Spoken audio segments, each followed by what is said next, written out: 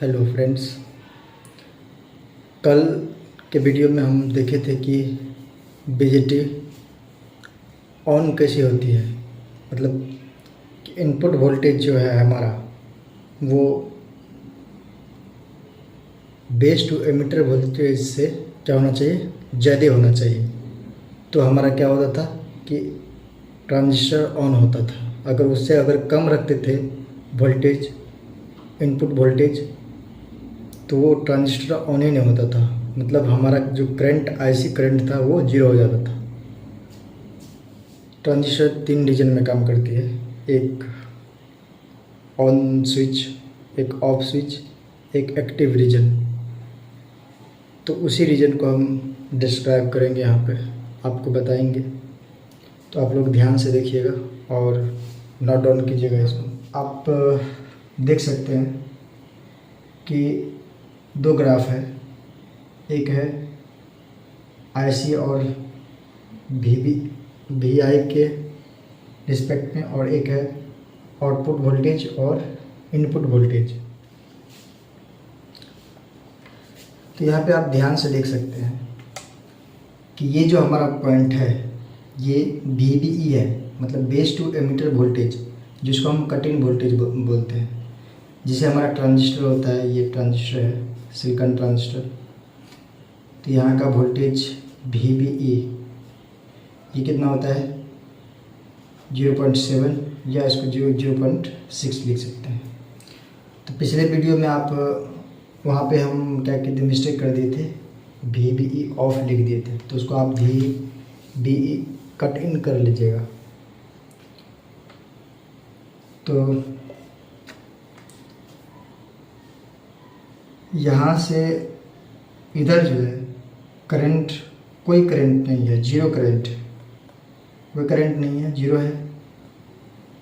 और यहाँ से यहाँ वन रीजन में, ये वन रीजन, ये वन रीजन, यहाँ से यहाँ आउटपुट ये जो वोल्टेज है वो मैक्सिमम वोल्टेज है, ये मैक्सिमम वोल्टेज। लेकिन यहाँ से यहाँ फर्स्ट रीजन में क्या है, कोई करंट नहीं है, ना कोई वोल्टेज है। यहाँ पे क्या है, वोल्टेज मैक्सिमम है यहाँ, लेकिन यहाँ पे क्या है, करंट जीरो है। तो कट ऑफ रीजन में क्या होता है कि आईसी मतलब कलेक्टर करंट जो होता है वो जीरो होता है, कोई वोल्टेज है नहीं यहाँ पे, तो करंट कैसे होगा, जीरो हो जाएगा यहाँ पे। और VCE और कलेक्टर टू एमिटर जो वोल्टेज होता है, ये कलेक्टर से एमिटर का वोल्टेज जो होता है वो VCC के बराबर होता है। ये जो है VCC उसके बराबर होता है, क्योंकि यहाँ पे कोई करंट नहीं है, तो ये ओपन सर्किट है। ओपन सर्किट में क्या होता है कि यहाँ का वोल्टेज, यहाँ का वोल्टेज ये बराबर होता है। तो ये ओपन सर्किट हो गया है। ये कैसा वर्क करता है, ऑफ स्विच की तरह वर्क करता है, जिसको हम जीरो लिख सकते हैं। ऑफ मतलब ट्रांजिस्टर हमारा ऑफ, वर्क नहीं कर रहा है। अब रीजन 3 में आते हैं, रीजन 2 में आते हैं। तो सबसे पहले इस रीजन को देख लेते हैं, उसके बाद हम इस रीजन का भी बताएंगे। तो रीजन 2 में क्या है, सैचुरेशन रीजन। सैचुरेशन रीजन में क्या है कि यहाँ का जो करंट है, आईसी करंट, वो सैचुरेट हो गया है इस पॉइंट से। तो इस पॉइंट को ऑन ऑफ सैचुरेशन बोलेंगे। सैचुरेशन का ऑन पॉइंट यही पॉइंट है, यहीं से स्टार्ट होती है सैचुरेशन होना, आईसी। तो सेकेंड रीजन में क्या है कि आईसी हमारा सैचुरेशन हो, आईसी करंट जो है सैचुरेट हो गया, आईसी सेट यहाँ पे मैक्सिमम ये सैचुरेट हो गया। तो उस टाइम में हमारा जो वोल्टेज होगा वो जीरो नहीं, जैसे हमारा यहाँ पे ये जीरो था आईसी और भी मैक्सिमम था, तो वैसा है कि अगर हमारा सैचुरेट हो गया तो ये नहीं कि भी आउटपुट जीरो हो जाएगा, जीरो नहीं होगा, वो कुछ ना कुछ वोल्टेज रहेगा उसमें। तो उसी को बोलते हैं हम VCE सेट। तो VCE सेट के बराबर हो जाएगा जब हमारा सैचुरेशन में आ जाएगा आईसी करंट। जब IC current, collector current saturation हो जाता है तो वोल्टेज जो है वो VCE सेट के बराबर हो जाएगा। ये VCE सेट के बराबर हो जाएगा, यहाँ पे कुछ ना कुछ वोल्टेज रहेगा। तो वो वोल्टेज जो है VCE सेट सिलिकॉन के लिए 0.6 और जर्मेनियम के लिए 0.1 वोल्ट। ये VCE सेट वोल्टेज रहेगा, कुछ ना कुछ मिनिमम वोल्टेज यहाँ पे रहेगा, जीरो नहीं होगा वोल्टेज।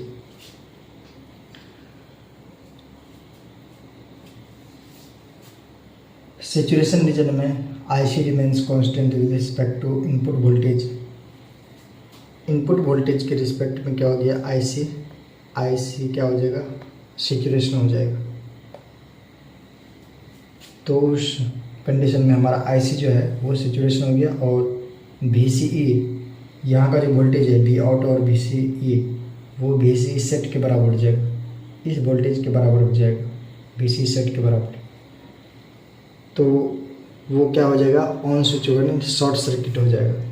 शॉर्ट सर्किट के लिए हम यहाँ पे एक रेजिस्टेंस लगाते हैं, वो इंटरनल रेजिस्टेंस होता है BJT का R ऑन, जिसको हम R ऑन के नाम से जानते हैं।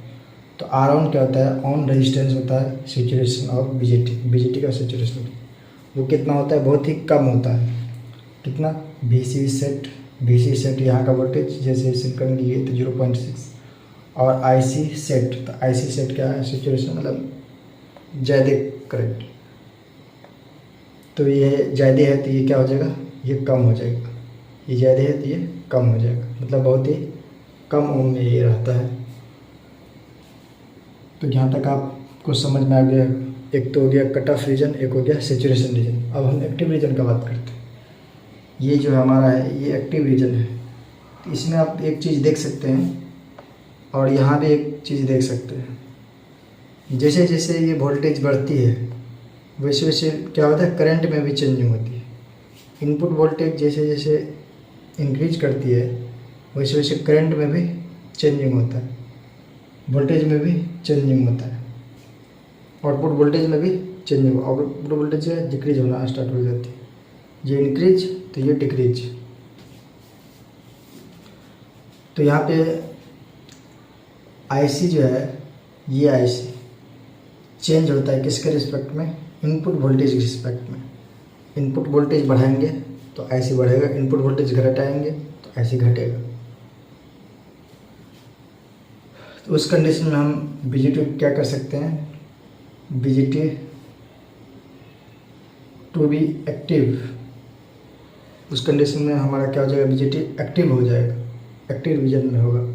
और IC वेरी करेगा, किसके अकॉर्डिंग वेरी करेगा, changing input voltage. Input voltage के चेंजिंग के कारण IC क्या हो जाएगा, चेंजिंग होगा। इनपुट वोल्टेज चेंज तो IC change, input voltage increase तो IC increase, input voltage decrease IC decrease.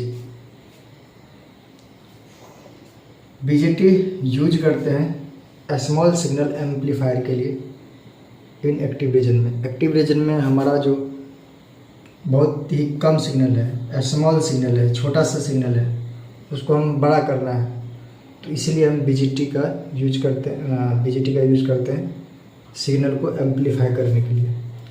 अब यहाँ पे नोट एक चीज़ ध्यान रखिएगा कि IC बराबर बीटा AB, ये आप पढ़ते आए होंगे अभी तक। ये किसके लिए वैलिड है, सिर्फ और सिर्फ एक्टिव रीजन के वैलिड है। IC बराबर बीटा IB जो है वो वैलिड है ओनली एक्टिव रीजन के लिए up to onset of saturation.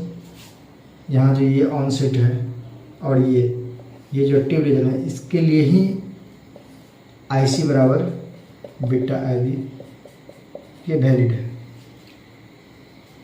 तो इतना आप समझ गए होंगे, आप इसको नोट डाउन कर सकते हैं। तो ऐसे ही वीडियो हम आप लोग के लिए लाएंगे बहुत ही शॉर्ट तरीका में, जिससे आपको प्रॉपर वे में समझ में आ जाए। तो आप इसको नोट डाउन कर सकते हैं, ठीक है। मिलते हैं नेक्स्ट वीडियो में, धन्यवाद।